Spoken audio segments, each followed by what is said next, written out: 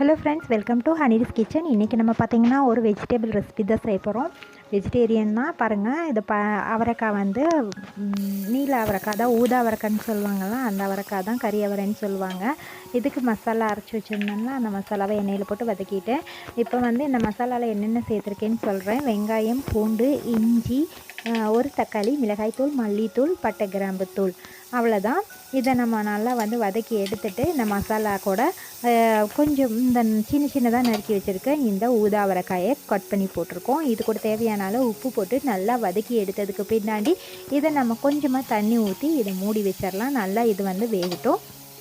இது வந்து ரொம்பவே சூப்பரான ஒரு ரெசிபியாக தான் இருக்குங்க. எப்போவுமே நான்வெஜ் சாப்பிட்றோம், இன்றைக்கி ஒரு நாள் வந்து டிஃப்ரெண்ட்டாக வெஜிடேரியனில் இந்த மாதிரி மசாலா போட்டு செய்யலான்னு செஞ்சுருக்கேன்.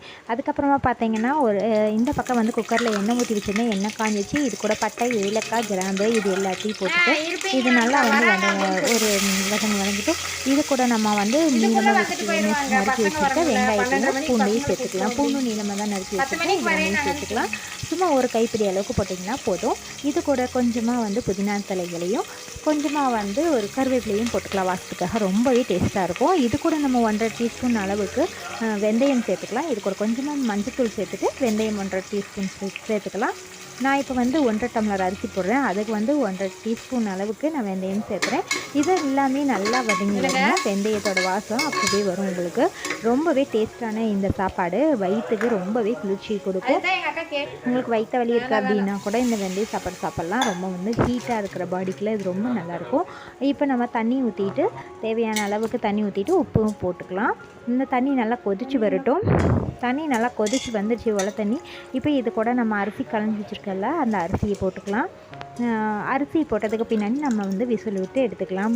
எப்போவும் நம்ம எப்படி சாப்பாட்டுக்கு விசில் விடுவோமோ அதே போல் தான் இதுக்கும் விசில் விட்டு எடுக்கிறோம். இது அதிகமாக மசாலா இருக்காது, ரொம்பவே டேஸ்ட்டாக இருக்கும். பாருங்கள், சாப்பாடு நல்லா விசில் வந்து சாப்பாடு நல்லாவே வெந்துடுச்சு. இந்த மாதிரி ஒரு கலக்கி விடுங்க, நல்லா பெரட்டி விட்டு விடுங்க. அப்போ தான் அடியில் இருக்கிற வெங்காயம் அப்புறம் வந்து இந்த புதினா எல்லாமே கலந்து இப்படி வரும். பாருங்கள், இந்த மாதிரி நல்லா கலக்கி எடுத்து விடுங்க. நல்லா கலக்கினதுக்கு பின்னாடி பார்த்திங்கன்னா அந்த புதினா இலைகள் எல்லாம் அடியில் இருந்ததெல்லாம் மேலே வந்துடும். ஸோ ரொம்பவே டேஸ்ட்டான ஒரு சாப்பாடுன்னு சொல்லலாம். இதுக்கு சிக்கன் கிரேவி ரொம்ப டேஸ்ட்டாக இருக்கும். நம்ம சிக்கன் கிரேவி நிறையவே நம்ம சேனலில் பார்த்துட்டோம் அப்படிங்கிறங்காட்டி இப்போ நான் வந்து அவரைக்காயை வச்சு ஒரு கிரேவி செஞ்சுருக்கேன். இது ஒரு வெஜ் கிரேவி. பாருங்கள், அவரைக்காய் வந்து கிரேவி தட்டி நல்லா வந்துடுச்சு. இது சூப்பரான ஒரு காம்பினேஷனாக இருக்கும். நீங்களும் உங்கள் வீட்டில் செஞ்சு பாருங்கள். ரசித்து சமைப்போம், ருசித்து சாப்பிடுவோம். தேங்க்ஸ் ஃபார் வாட்சிங்.